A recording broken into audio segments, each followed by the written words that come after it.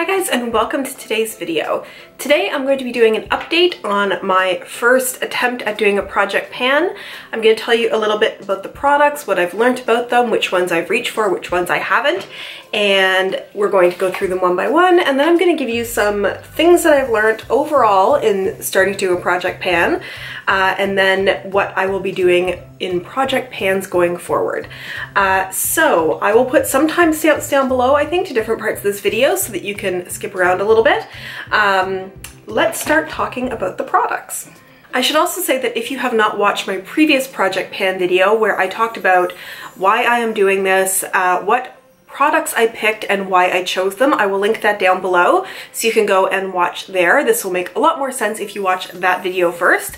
Now let's start talking about the products. Now what I did was that I measured in grams each of the products. This does not appear to be the best method because in some cases I feel like I've used the product a ton and it does not reflect in the weight. In some cases I don't feel like I used the product that much and yet there was a little bit more of a change.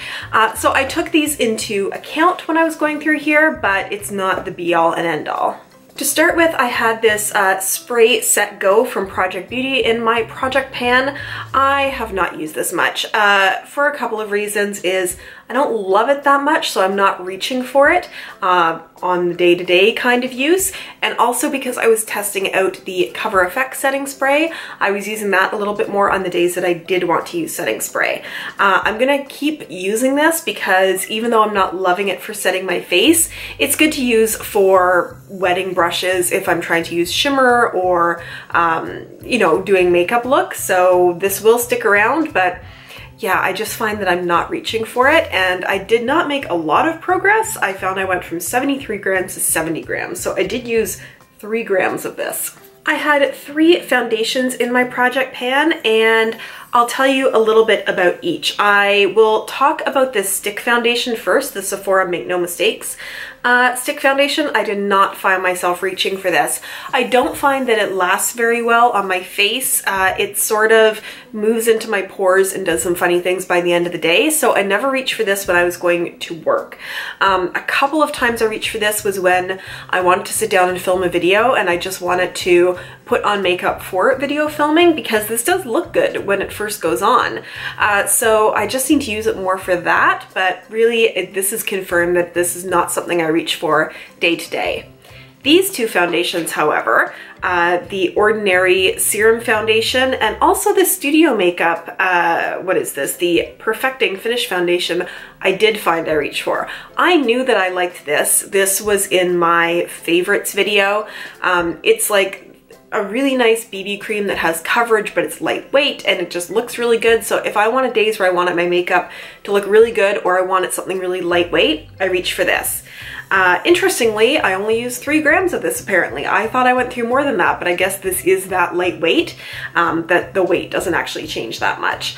On the stick foundation, I only used up 1 gram, and I'm surprised I even used up that much because I think I used it probably less than 5 times since my introduction to my project pan video. This one has been a surprise winner. I have done a review on this foundation, this Studio Makeup Perfecting Finish Foundation.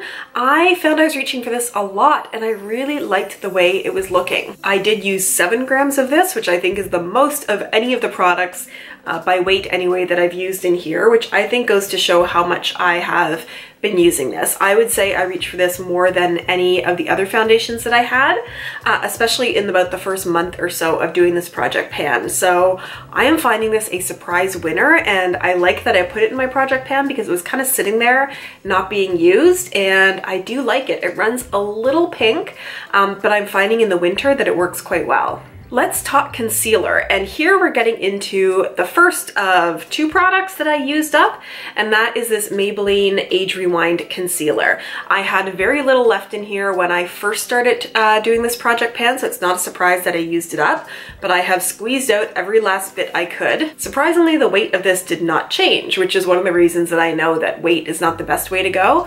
But yeah, I like this. I used it up. Now the other concealer that I had in here was my Joe Fresh. This is the Illuminating Concealer. I don't find I'm reaching for it. It's just not good. I really should toss this. It doesn't it never sets down, it just moves around. And I found that I was reaching for my other Maybelline Age Rewind concealer rather than having to use this, because not only does it not do anything, it just makes my makeup look worse. So this may be one to toss. The second of the products that I have used up was this little sample of the Tempdew primer. Would I repurchase this? No. It did okay, but it didn't do great. It almost just seemed like I was moisturizing my skin a little bit. It didn't really feel like I was making my makeup last longer or filling pores or anything like that. So I did use this up. The one incredibly annoying thing about this, Tempdew is a brand that makes airbrush makeup. And so it makes sense in their airbrush products that they have bottles that has a little shaker ball in here so that you can sort of shake the products up because they're liquidy, and then do, you know, the airbrush thing that you do. Maybe because they do products like that, or maybe this, see, I didn't think that this separated, but there's a little shaker ball in here. This is gonna be very hard to see, but if you can see at the very top, oh, that little dark mark there, that is the ball. And the problem with this is the ball, as you can see, gets stuck in the little dispenser. So as I was getting down towards the end of this, I would shake it down to get the product out, but then the ball would fall into there and block everything. It is incredibly frustrating design. I hope it's not like this in the full size. This was kind of a, it didn't do anything to make my makeup worse, but it definitely didn't do anything to make my makeup better. So empty, and I'm glad it's empty. Bahama Mama bronzer. I did not use very much of this. I could probably count on one hand again the times that I use this. I just don't tend to bronze that much, and because it is such a tiny little pan in here, you know, it's not easy to get a big fluffy bronzer brush into there to get bronze on it. So when I was using it as a transition color for eyeshadow, and I do like it for that. I just didn't reach for it that much. So I'm gonna continue working towards panning this because this little tiny thing should be easy to pan. I just need to remember to use this. Studio Makeup Luminous Loose Blush. Why have you not changed in weight at all? There was no change in weight, and I use this. Like, I use this almost every day. What I did find was after the first 4 weeks or so, I was just getting sick of having the same tone on my face all the time, and I did end up pulling in other blushes to use, but I use this a lot, and I swear it doesn't seem like it's changing, at least not by weight. I know I am using up product, but I can see there's still so much more product in there to use. So I still like this. I think it's a little more finicky than it needs to be because it is a loose blush product. I do like it. I'll keep using it. I just feel like I'm making no progress despite feeling like I've used it a lot. This Physicians Formula highlighter, this is the Natural Nude Shimmer Brick, I think it's called. I use this a fair bit. It hasn't changed in weight and all because it's, you know, a powder product that you don't use much of. Some people rave about this, and I think it's nice. I think it's good for the drugstore. But it's not my favorite. Like, I did find this was the only highlighter that I put into my project pan, so I did use it a lot, like a lot of time doing my makeup for going to work. But I did find that if I was going to a special event or something where I really wanted my makeup to look good, I didn't use this. I reached for something else in my collection. So I'm gonna keep using it. I think I tend it to go down into these very, very white shades, which can start to look a touch chalky. So I feel like I sort of need to play around in bringing in some more of the gold into there to sort of warm up the highlight a little bit. This MAC eyebrow crayon, I've used a bit. What I've discovered is this does not have a spoolie on it, and a lot of my other pencils have spoolies on them.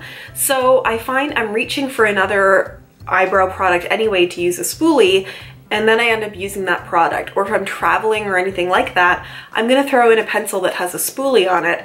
So I'm finding, I mean, I'm still trying to find my absolute favorite brow products, but having a spoolie on the product makes a huge difference to me. I just reach for it more because it's that much more convenient. So I'm gonna keep using this. I like the way the product looks. I just find that I'm having to pull in one more product or brush or something when I'm using this. It's a little thing, but I'm realizing how much that little thing makes a difference in me reaching for a brow product. Maybelline pressed Fit Me powder, the matte and poreless. I don't like this. I don't like it. And it's weird because so many people love the loose powder version of this. I feel like this should be good too, but you don't really hear people talking about the pressed powder version of this. And I just find that this is supposed to be the translucent shade, and I just find it makes me so pale wherever I put it. Like, it's not translucent. It just takes my makeup and pulls all the life out of it.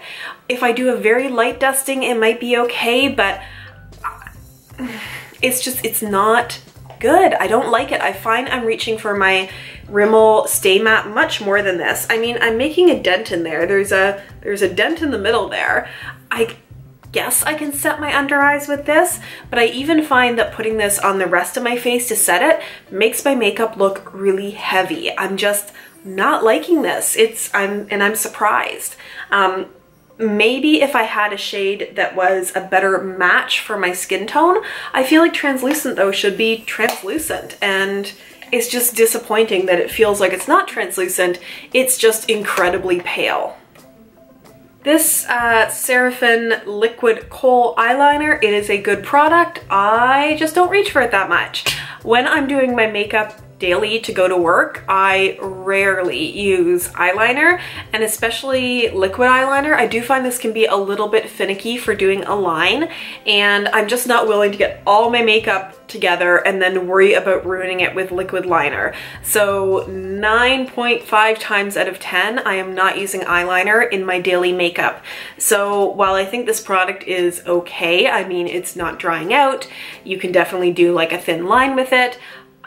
I need to keep using it because I just don't use it that much. This Pure Fully Charged mascara, I've had no problems with this being the only mascara in my project pan. Now, I have been testing some other mascaras. I wouldn't say it is my favorite. If you watch my favorites video, you'll know that I really do like the Lash Paradise and also the Voluminous Carbon Black mascara, but I do like this. It makes my eyebrows. It makes my eyelashes longer and fuller and look nice. It's good. And yeah, I don't mind keeping using this. And I did find that I apparently used 1 gram of this product, which surprised me because you use so little mascara, but I think that's a testament to how often I was using this and didn't feel like I needed to reach for anything else. My last 3 products are all lip products, and yeah, I reach for these perfectly fine. These 2 did not change at all in weight. I reach for this fairly often. I'd say like 15 times I use this, maybe 10 times I use this. What I think I need to do is throw these into my purse so I have them to reapply during the day, because just putting them on at the start of the day, you don't use that much of it, and then I find I'm usually just putting on chapstick through the day. This one though, I reach for a lot, like probably 20 to 25 times. I just find it's what I'm wearing today too. I really like it. It's like a perfect nude shade. It is stiff enough to last on your lips for a long time and not feel like it's gonna move around, but it warms up to be creamy enough that it doesn't highlight any dry skin on my lips. And I just find that if I'm doing any kind of look, I know I can pop this on and it's going to be complimentary. This is the Mellow lipstick in the shade Posh. It's a really good neutral, and I really like the formula of it. So what have I learned from doing a project pan so far that I would like to share with you? I think even if you're not interested in doing a project pan, if you have a big collection of makeup, it's a great idea to choose a selection of things, put it in a little separate bag or bin, and use just those as much as you can for a month. You're going to discover a few things. You're going to use products that maybe you haven't used in a while and really renew your love for them, like I did with the Studio Makeup Foundation. You're going to clarify your thoughts on products that you don't like the Fit Me pressed powder and the illuminating concealer from Joe Fresh, and you'll feel that much better about just throwing them out of your collection or passing them on to somebody else where they might, you know, get more use out of it, or it might be a good fit for them. I found that it was incredibly fast to do my makeup in the morning because I wasn't thinking like, oh, which one of these 6 foundations should I use? Which one of these, you know, 5 mascaras? Which one of these 50 lipsticks am I going to use? It narrowed the choice down, and I still felt like in some cases, and I'll get to this, I had enough variety to really make my looks fun, but I didn't feel like I was looking at this huge selection of choices when I had 10 minutes to put my makeup on in the morning. I think it'll also really help you understand which kinds of products you use a lot or need a variety of. I find that liquid eyeliner, or really any kind of eyeliner, and bronzer, I don't need a lot of them in my collection. Like, I just need to find one that works well, and that's fine because I don't feel like I need a lot of variety of it. I don't feel like I use it enough to get a lot of use out of it. So I can sort of decide on those categories where, you know what, bronzer, eyeliner, just get one that you like and stick with it, whereas perhaps some other areas, you know, there's a little bit more to play around in. You'll also find out features that you really want in your makeup, like the brow product. Apparently a spoolie is incredibly important to me because I just find it frustrating to have to do that extra step of getting a spoolie from somewhere else. If you are planning on doing this or planning on doing a project pan, I would also tell you this, is in each category, where it makes sense, give yourself at least 2 options. So it was nice with the foundation that I had 3 options for myself, so I felt like I kind of got to get a little bit of variety. If I've been using the Studio Makeup one for like 5 days straight, I could use the ordinary one, and it felt like I had enough variety. Like 3 foundations was more than enough. I think only once in all that time did I reach for a different foundation because those 3 covered all the needs that I had. For lipsticks, I mean, everything I chose was kind of nude, so it was good day to day, and then if I really wanted a pop of color, I could reach in and pull something else out, but I had some good standards to go to day to day. I did find I wish I had more variety of blush. I think even if I'd had one other one in there that was maybe more of a coral tone, maybe more of a true pink, I found I was reaching for other things because I just got bored. And it was interesting because I thought blush was the kind of thing that I didn't care that much about, and using one for 6 weeks straight would not be that much of a big deal. But 3 to 4 weeks in, I was getting tired of it, and then I found I didn't want to go back to it because I was so bored. So give yourself enough variety in each category that you can switch between things and still have some fun while concentrating on really getting to know those products that you have. What is next for me in my project pan is I'm going to take some time, probably a week or so, to decide how I want to format it for 2018, what products I want to include, and how I'm going to measure things. I've been watching some other project pan videos, I have some good ideas, and this little sort of dipping my toes into project pan with about a month and a half of doing it, let me get to know myself and how I use products a little bit so that I can really come up with something for 2018. So look forward to that video, and if you're excited about that video, give this video a thumbs up, or if you liked this video, give this video a thumbs up. If you have products that you think I should include in the project pan, ideas for what I should be doing, and especially other project panners to watch, because I am trying to learn as much as I can, leave all of that in the comments down below. I do try to respond to every comment that I get. If you are watching this before January 15th, 2018, go to my 1,000 subscriber video and enter the giveaway there. I will put a link to that down below. And finally, as I always do, going to make my face pop up right there. You can click on it to be subscribed to my Melissa Joyce channel, and I'll put my original project pan video down here, so if you did not heed my warning and watch that first, you can watch that now. Thanks so much, and I'll see you again in my next video. Bye!